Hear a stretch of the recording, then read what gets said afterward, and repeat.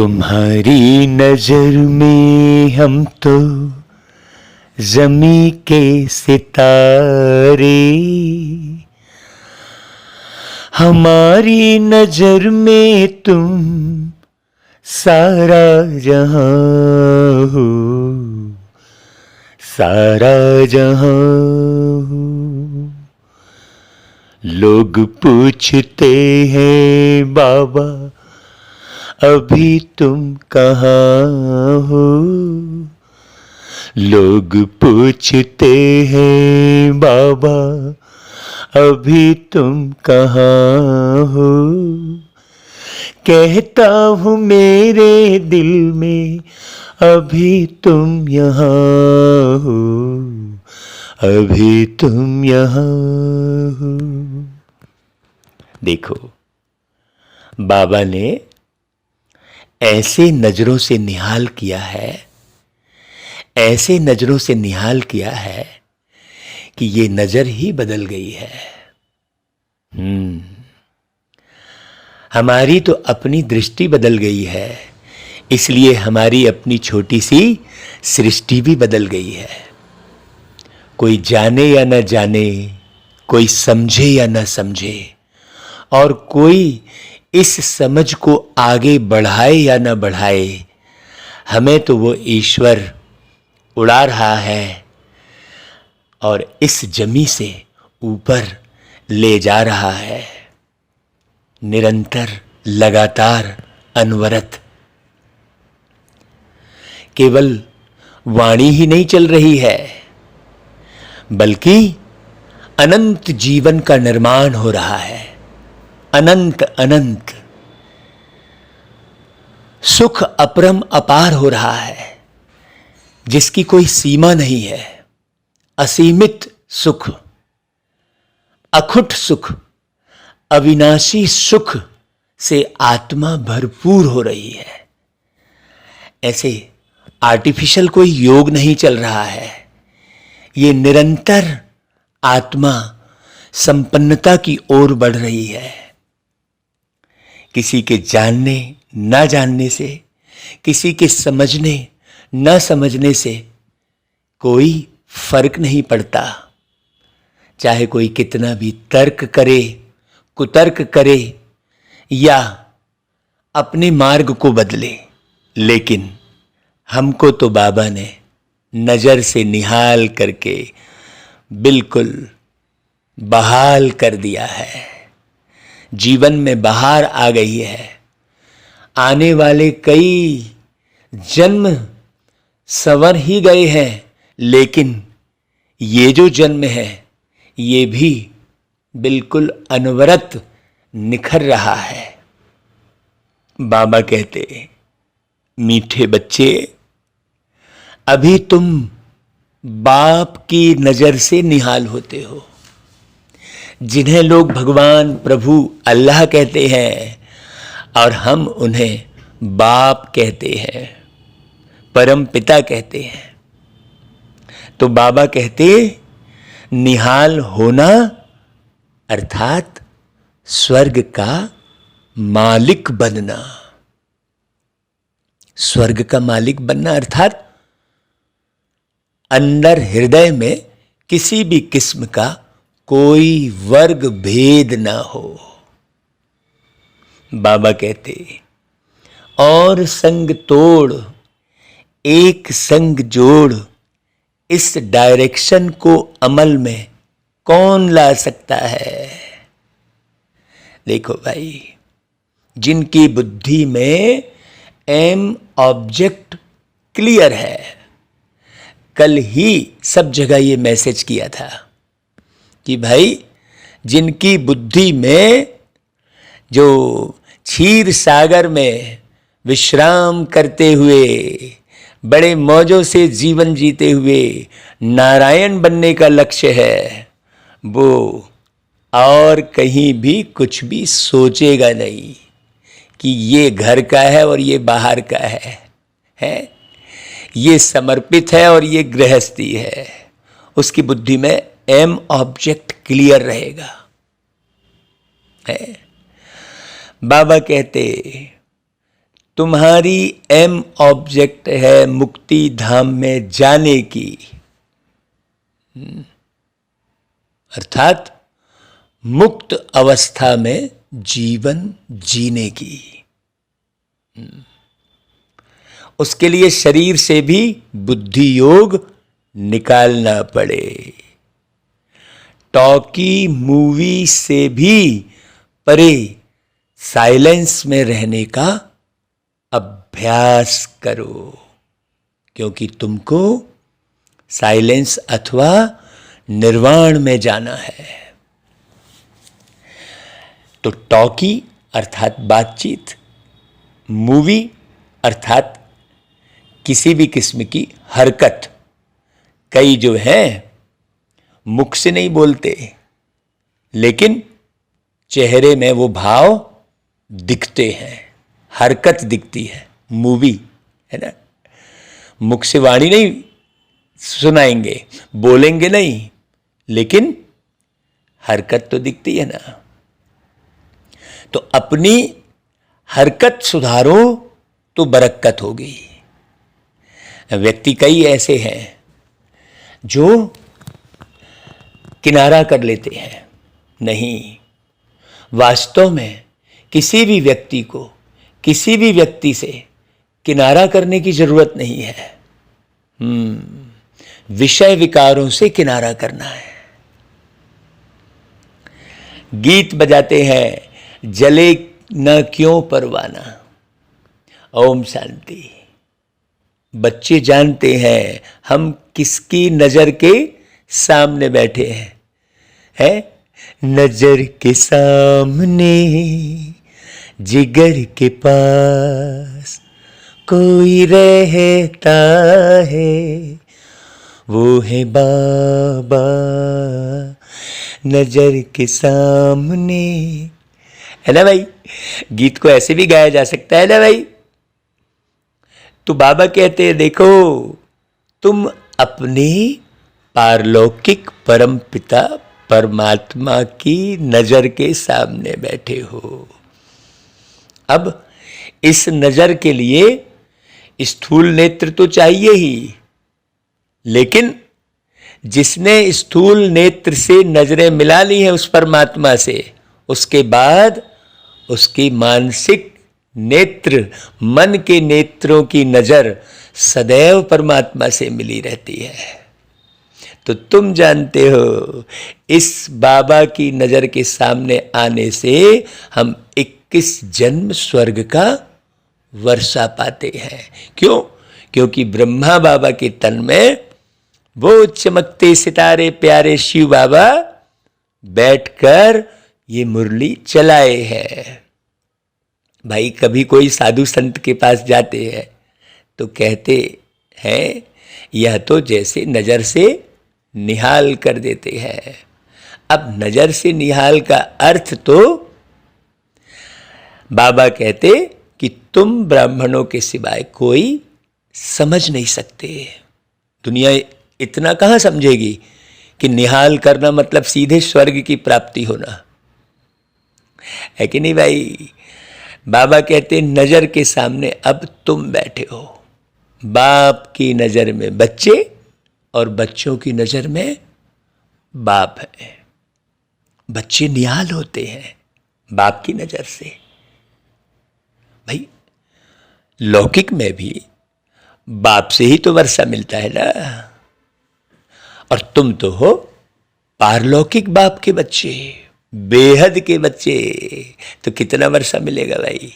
सोचो, तुम नजर के सामने बैठे हो, बरोबर 2 अक्षर सुन रहे हो, अलफ और बे। बे यानी बादशाही। तो बाबा कहते हैं देखो बच्चे, मुझे निरंतर याद करो तो तुम निहाल हो जाएंगे, अर्थात स्वर्ग के मालिक बन जाएंगे।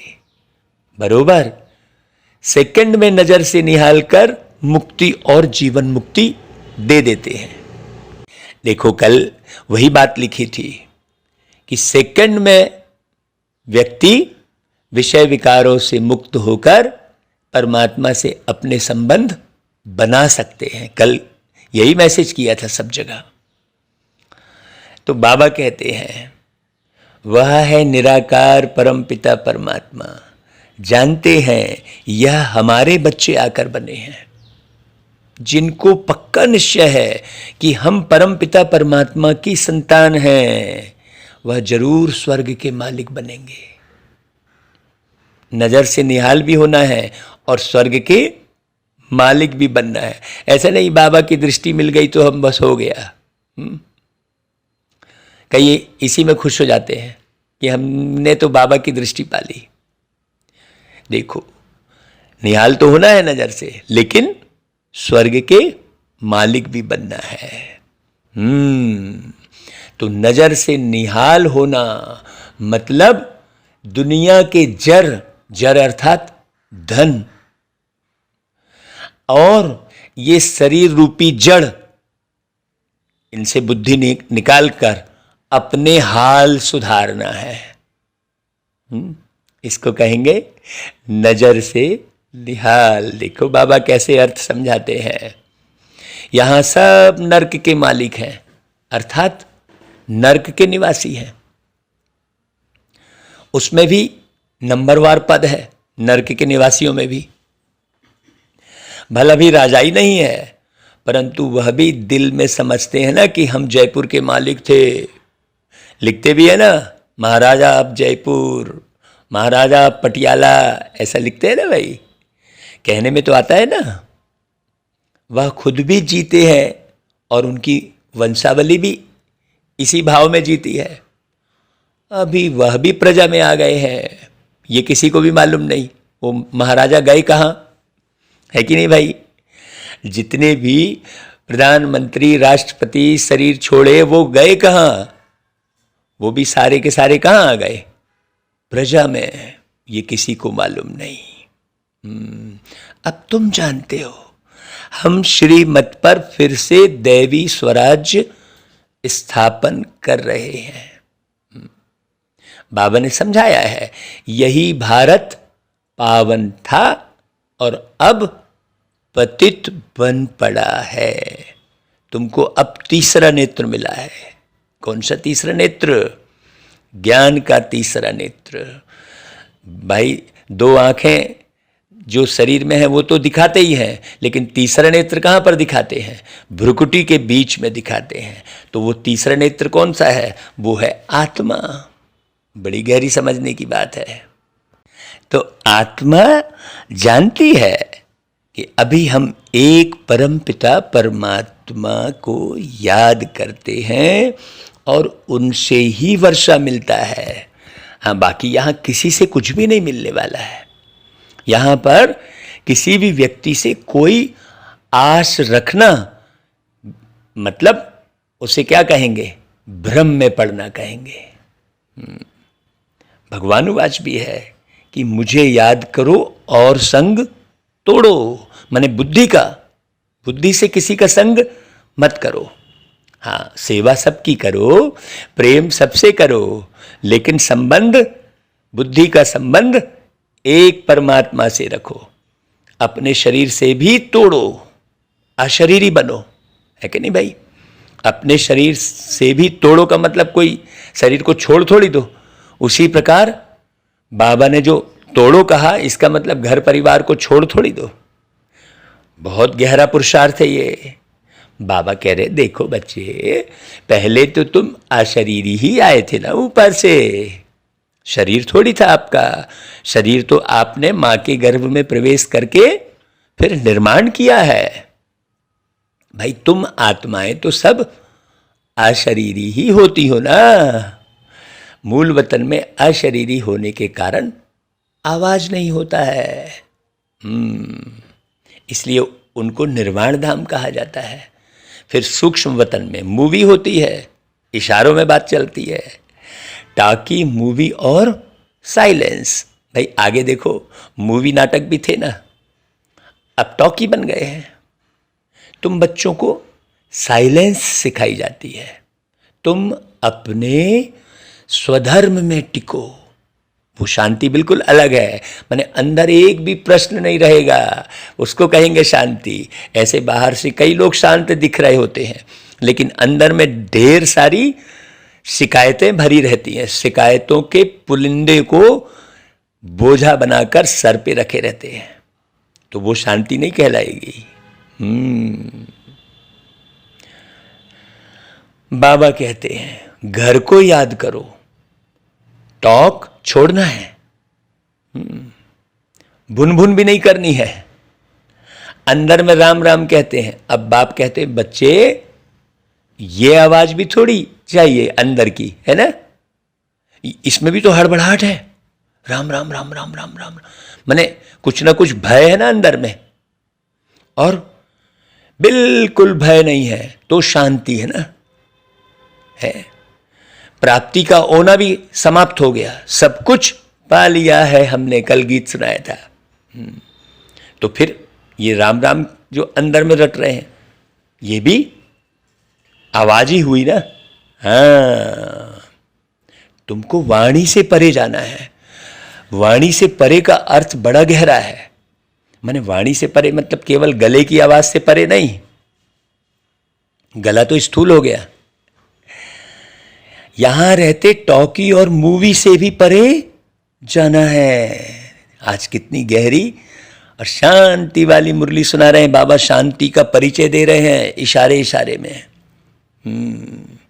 यह एम ऑब्जेक्ट बुद्धि में क्लियर है कि हमको मुक्ति धाम जाना है। देखो ये अवस्था हमेशा, यही योग है, कर्म करते ये अवस्था। हाँ, अंदर में ओना रहता है ना।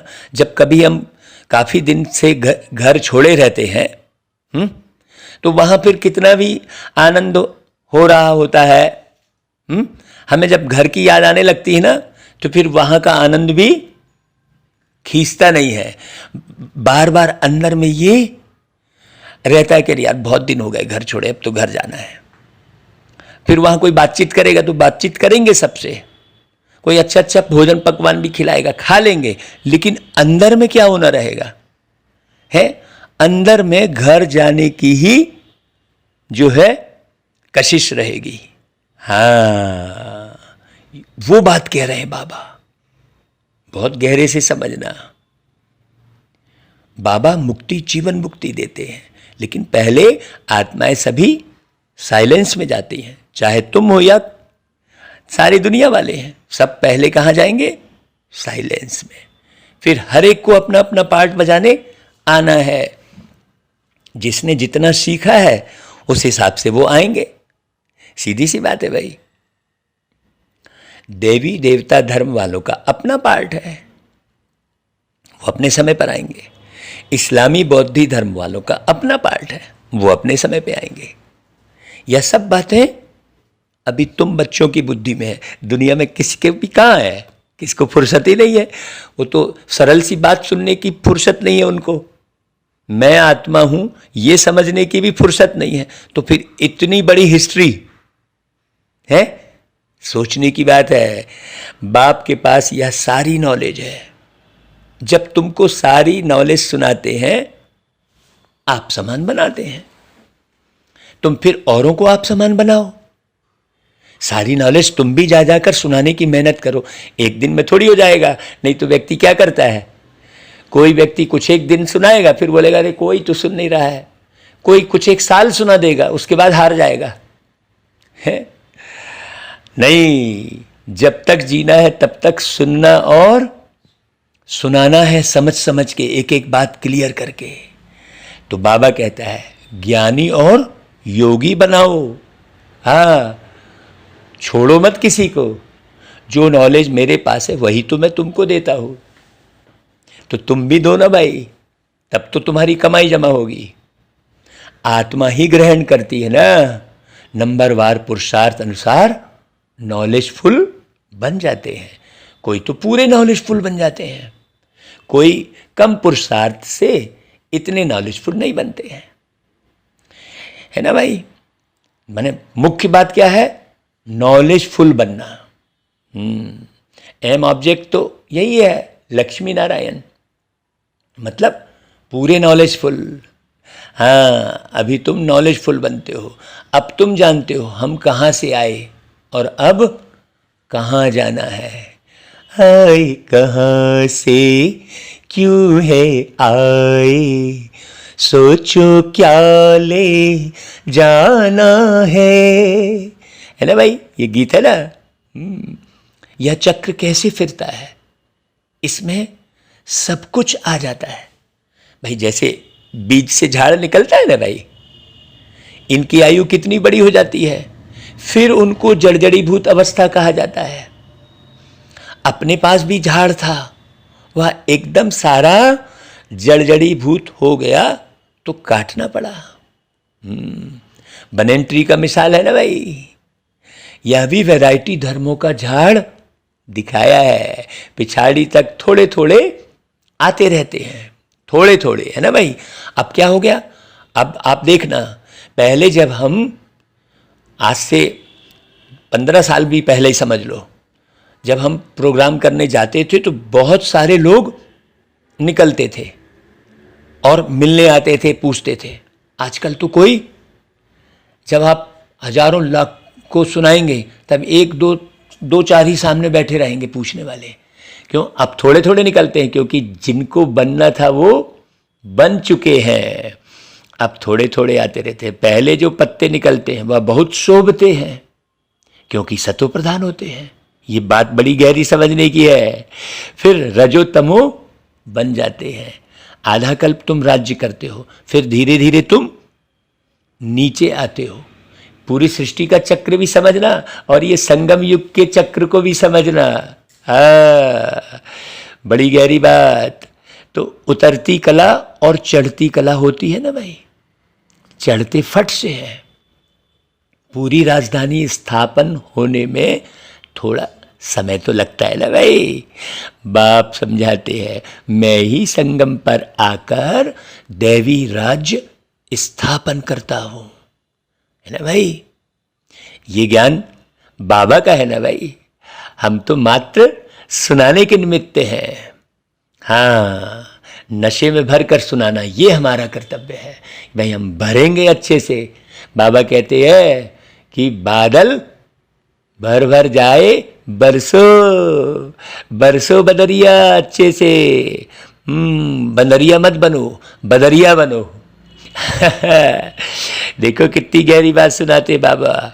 सूर्यवंशी और चंद्रवंशी घराना अभी ही स्थापन होता है, जो फिर नई दुनिया अमर लोक में आकर अपना राज्य भाग्य करते हैं। इनको ही संगम युग कहा जाता है। दूसरा कोई संगम पर नहीं आता है, सिर्फ एक प्यारे शिव बाबा ही आते हैं। यह बात कोई शास्त्रों में है ही नहीं। हाँ, कि फिर से मैं कब आता हूँ ये तो किसी को मालूम नहीं है। कोई तो कोई अवतार, कोई अवतार लिखे पड़े हैं, या कोई को पता ही नहीं पड़ सकता है। ये कितने नशे की बात है कि यह सिर्फ तुम बच्चों को ही पता पड़ता है। बाबा कहते है ना भाई, कल्प कल्प यह पाठ चलता है, सारा झाड़ पुराना होता है। फिर संगम युग पर इनका फाउंडेशन लग रहा है वापस। भाई बाकी यह तो पूरी दुनिया है ही पतित। सतयुग है पावन दुनिया। भाई गाते भी है ना कि हम पतितों को पावन बनाने के लिए आओ। तो कहाँ पावन बनेंगे, यहाँ ही तो बनेंगे ना।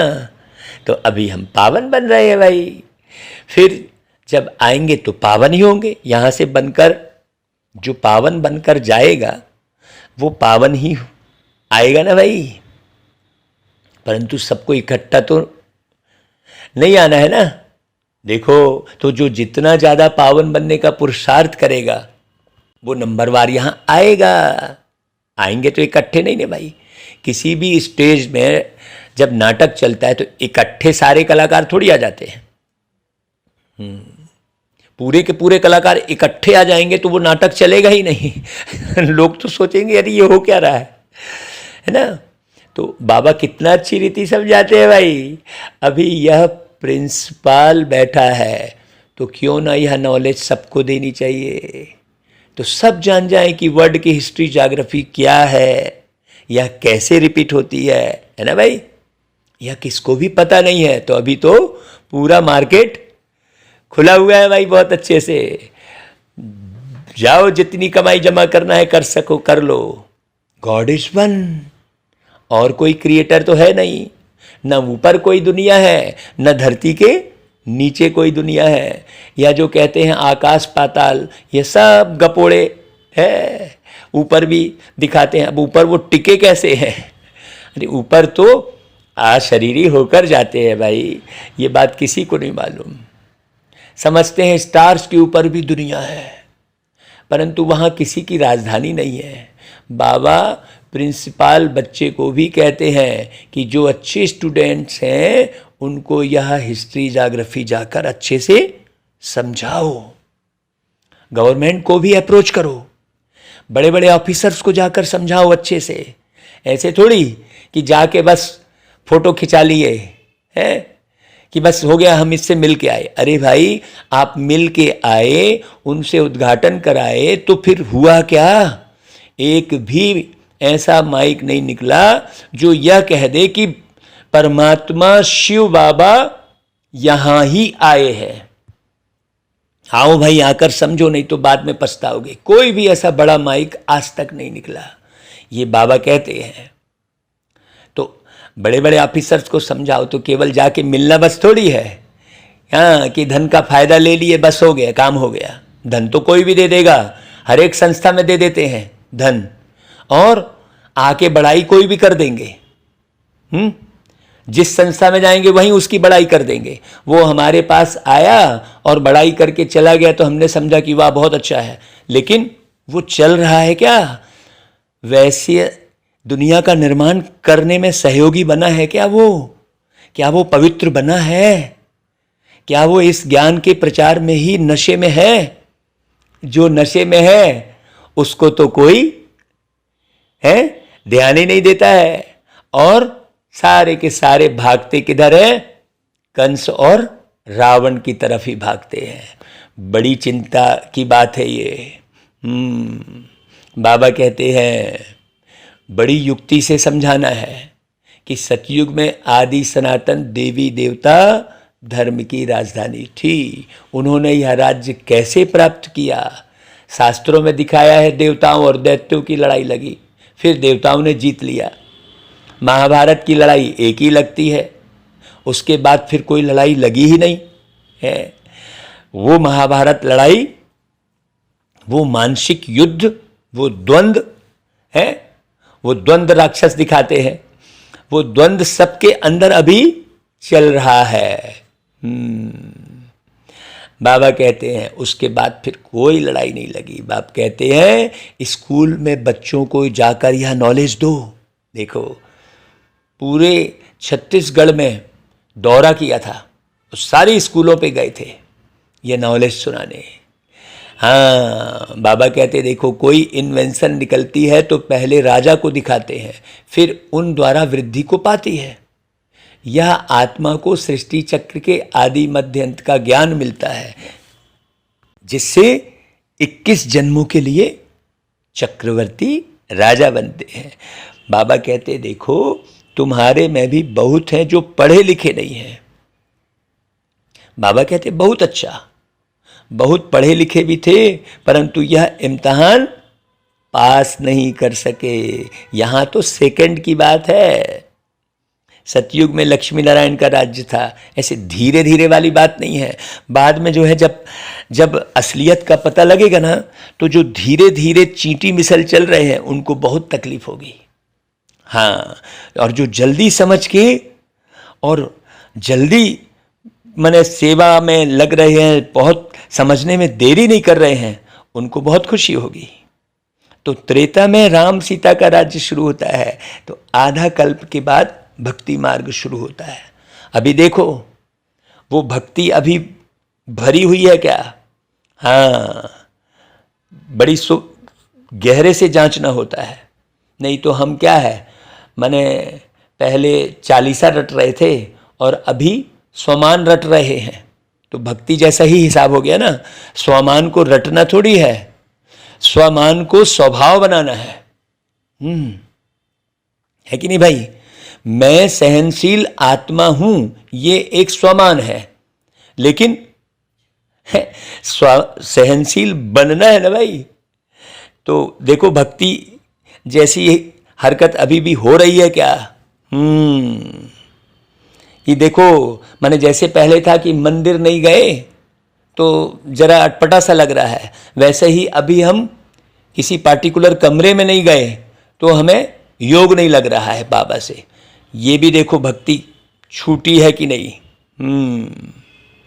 तो बाबा कहते हैं बच्चे आधा कल्प के बाद भक्ति मार्ग शुरू होता है और आप अभी से ही भक्ति जैसा करने लग गए है ना भाई। धक्के खाने पड़ते हैं। मनुष्य कहते भी हैं ओ गॉड फादर, तो जरूर उनसे हेवन का वर्षा मिलना चाहिए ना। मनुष्य जब मरते हैं पूछा जाता है कहाँ गया, तो कहेंगे स्वर्ग सिधारा।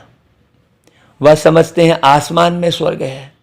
कितने बेसमझ बन गए हैं, किसी को कुछ भी नहीं मालूम है। सोचो, यह है ही कांटों का जंगल। क्यों नहीं मालूम है?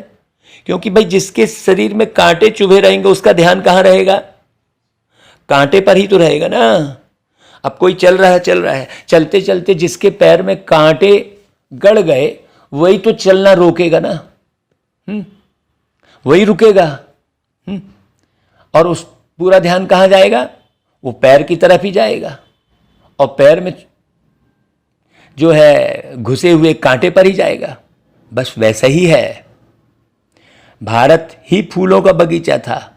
बाबा कहते देखो बच्चे, अभी तुम फ्लावर बन रहे हो, इसलिए कांटों की तरफ बुद्धि लगाना ही नहीं है। बाबा समझाते हैं कोई को भी दुख नहीं देना है।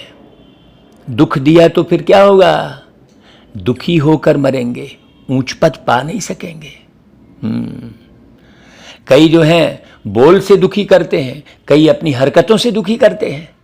बोल नहीं बोल रहे हैं, उल्टा सीधा नहीं बोल रहे हैं, किसी से कुछ नहीं कर रहे हैं, लेकिन हरकत से दुखी करते हैं।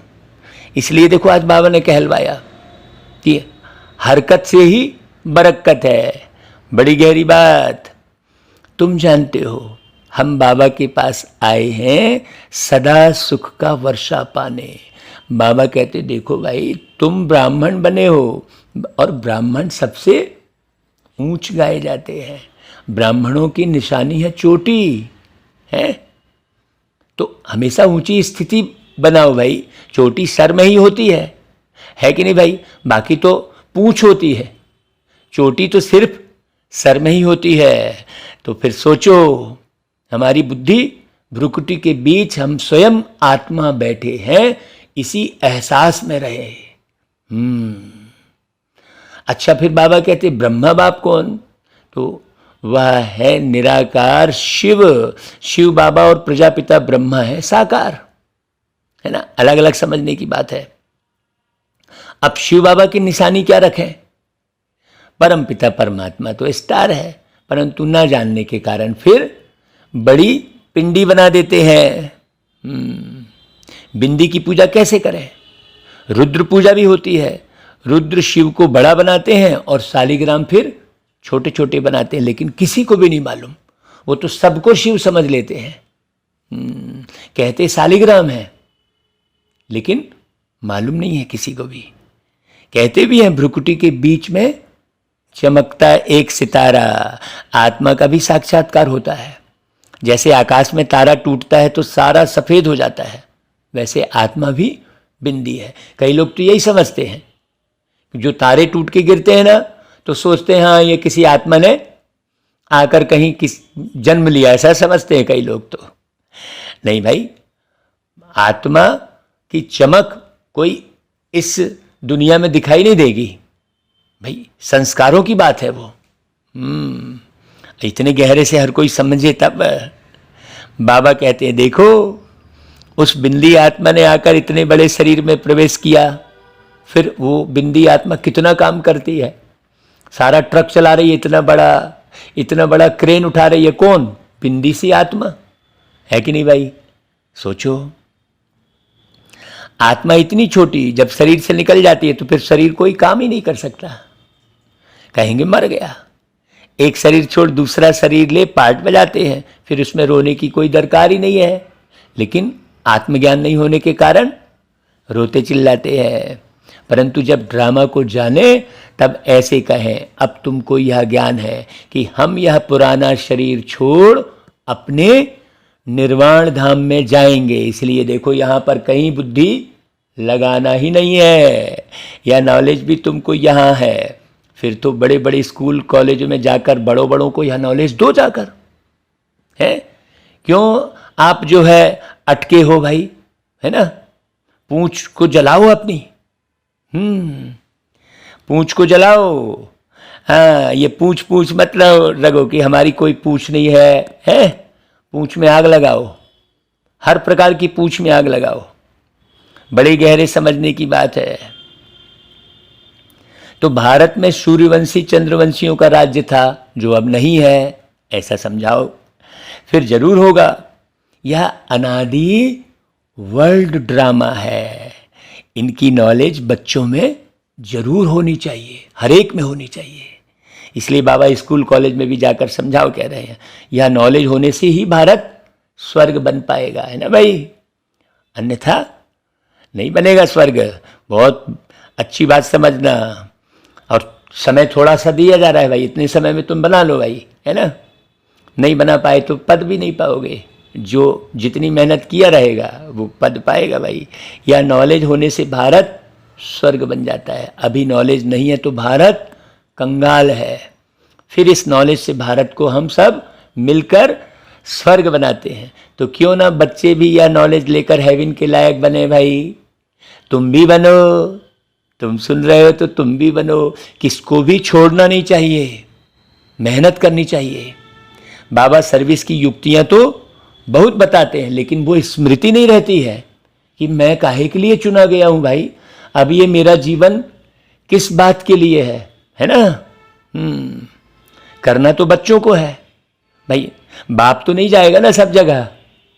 अच्छा भाई, बाबा फिर याद प्यार देते हैं, मीठे मीठे सिकी लदे बच्चों प्रति माता पिता बाप दादा का याद प्यार और गुड मॉर्निंग। रूहानी बाप की रूहानी बच्चों को नमस्ते, और हम रूहानी बच्चों की रूहानी मीठे मीठे प्यारे बाप दादा को याद प्यार गुड मॉर्निंग और नमस्ते। अच्छा भाई, धारणा के लिए सार, अपने स्वधर्म में स्थित रह साइलेंस का अनुभव करना है। भाई अपना स्वधर्म कौन, अपना स्वधर्म कैसा है ना, किसे कहेंगे अपना स्वधर्म, इसे अच्छी रीति समझना। ये स्वधर्म में ही सारा ज्ञान आ गया। तो भाई क्योंकि अब वाणी से परे निर्वाण धाम में जाने का समय है। बड़ी गहरी बात है स्वधर्म की बात। एक भी प्रश्न नहीं अंदर में, एक भी शिकायत नहीं किसी भी किस्म की। हाँ, जो भी बात कर रहे हैं सेवा अर्थ कर रहे हैं, अंदर बिल्कुल परे हैं हर बात से, है ना भाई। हाँ अच्छा भाई, दूसरी पॉइंट, सुखदाता के बच्चे हैं इसलिए सबको सुख देना है, किसी को भी दुख नहीं देना है, सच्चा फ्लावर बनना है। ऐसे तो आर्टिफिशियल फ्लावर ही आजकल ज़्यादा सजते हैं भाई, उसमें कोई खुशबू नहीं रहती। आर्टिफिशियल फ्लावर मुरझाता भी नहीं है जल्दी, जल्दी क्या, वो लंबे समय तक वैसा ही बना रहेगा, लेकिन क्या काम का वो। तो सच्चा फ्लावर बनना है, मतलब खुशबू आनी चाहिए आपके अंदर। ऐसे तो बड़े अच्छे दिखते रहते हैं बहुत लोग, कांटों को फूल बनाने की सेवा करनी है। हाँ वो गीत है ना, मधुबन की धरनी सजाकर कहाँ छुप गए तुम बाबा, कांटों को फूल बनाकर कहाँ छुप गए तुम बाबा। ऐसा बड़ा मीठा गीत है वो, खूब बाबा की याद आती है। बहुत याद आती है बाबा, बाबा आपकी बहुत याद आती है। अच्छा भाई, बाबा का वरदान ले लो, सर्व शक्तियों से संपन्न बन, हर शक्ति को कार्य में लगाने वाले मास्टर सर्वशक्तिमान भव। जो बच्चे सर्व शक्तियों से सदा संपन्न हैं वही मास्टर सर्वशक्तिवान हैं। कोई भी शक्ति अगर समय पर काम नहीं आती तो मास्टर सर्वशक्तिमान नहीं कह सकते। एक भी शक्ति कम हो गई, अब ऐसा रटना थोड़ी है कि मैं मास्टर सर्वशक्तिमान हूं, है रटना थोड़ी है भाई, उसे जीवन में उतारना है ताकि समय पर धोखा ना खाएं। रटने वाले तोते तो जंगल में जाके दाना खा के जाल में फंस जाते हैं, ये कहानी है। तो ऐसे नहीं सोचना कि हमारे पास सर्व शक्तियां तो हैं ही। अरे भाई, एक कम हुई तो क्या हर्जा है, एक में ही हर्जा है। वो एक शक्ति कम हुई तो सारी शक्तियों को वो इफेक्ट करेगी, एक ही फेल कर देगी। इसलिए एक भी शक्ति कम ना हो। अब इन शक्तियों पर विचार करो। बाबा ने अष्ट शक्तियों का ज्ञान तो 7 दिन के कोर्स में बताया है, लेकिन फिर अव्यक्त वाणियों में और अनन्य शक्तियों का वर्णन किया है। तो बहुत अच्छी रीति अव्यक्त वाणियां पढ़ी है भाई, पूरा खो के डूब के। बाबा कहता है कि एक भी शक्ति कम ना हो, समय पर वह शक्ति काम में आए तब कहेंगे मास्टर सर्वशक्तिमान। अच्छा भाई, फिर स्लोगन, प्राप्तियों को भूलना ही थकना है। इसलिए प्राप्तियों को क्या करो, सदा सामने रखो। नहीं तो फिर व्यक्ति लापरवाह हो जाता है। हाँ, चल तो रहे हैं, बस फिर इधर उधर बुद्धि चली जाती है, अरे दुनिया वाले तो ठीक है। हाँ, ऐसे करके कई बार बुद्धि इधर उधर भागती है। बहुत गहरे समझने की बात है। प्राप्तियों को भूलना नहीं है। सबसे बड़ी प्राप्ति क्या है? मुझे तो भाई बाबा मिल गए। और बाबा मिल गए मतलब कैसे? वो सदा ही साथ है। और सदा ही साथ ऐसे कहने मात्र नहीं, अनुभव होना चाहिए ना भाई वो। अच्छा भाई, आज जरा मातेश्वरी जी के अनमोल महावाक्य भी सुनते हैं। मैया कहती है, जब हम ओम शब्द का उच्चारण करते हैं तो ओम का अर्थ है मैं आत्मा हूं और परमात्मा का बच्चा हूं। केवल मैं आत्मा हूं बस इतना ही नहीं है ना भाई, मैं ये जान लिया, लेकिन मैं परमात्मा का बच्चा हूं। यह शिव नाम सिर्फ एक ही परमात्मा का है। इस शब्द पर बहुत ही मनुष्य ऐसा प्रश्न पूछते हैं, परमात्मा तो सारी दुनिया का मालिक अथवा बाप है, उसे फिर शिव नाम से क्यों बुलाते हैं? तो अब इस राज को दुनिया नहीं जानती है। परमात्मा का नाम है शिव, क्योंकि दुनिया में अनेक धर्म हैं, तो हर एक धर्म वाले परमात्मा को अपना अपना नाम देकर बुलाते हैं। कोई गॉड कहकर बुलाएंगे, कोई खुदा, कोई अल्लाह, कोई फिर शिव कहकर बुलाते हैं। वैसे भारत में परमात्मा शिव के नाम से गाया हुआ है, तो सारी दुनिया विलायत वाले भी शिव नाम से परमात्मा को कैसे मानेंगे? अब इस पर समझाया जाता है, वास्तव में परमात्मा का नाम शिव है। वो ज्योति स्वरूप हैं। उनकी यादगार प्रतिमा शिव की पिंडी के रूप में पूजी जाती है। सो भी खास करके भारत में पूजा ज़्यादा होती है, क्योंकि परमात्मा का जन्म भारत खंड में हुआ, तो जरूर इस देश का ही नाम पड़ेगा ना भाई। जरूर परमात्मा एक ही जगह पर आएंगे ना भाई। अगर विलायत की तरफ जाएंगे तो भारतवासी कैसे मानेंगे? परंतु भारत खंड का नाम तो बड़ा मशहूर है ना, बहुत पहले से ही, और भारत को ही माता भी कहते हैं, है ना भाई। यह अविनाशी अखंड गाया जाता है, इसलिए यहाँ खुद परमात्मा पधार गए हैं। और परमात्मा के महावाक्य हैं कि जब भारत पर अति धर्म ग्लानि होती है तभी मैं अधर्म का विनाश और सत्य धर्म की स्थापना करने आता हूँ। और यह सारा कार्य मैं एक बार अवतरित होकर के करता हूँ। हाँ, तो परमात्मा का अवतरण भी भारत में गाया हुआ है। जहाँ कल्प पहले आए थे वहाँ ही फिर आना होता है। इसलिए भारत को अविनाशी खंड कहा जाता है। भारत खंड परमात्मा का जन्म स्थान भी है और देवताओं के राज्य का स्थान भी भारत ही है। अच्छा भाई, ओम शांति।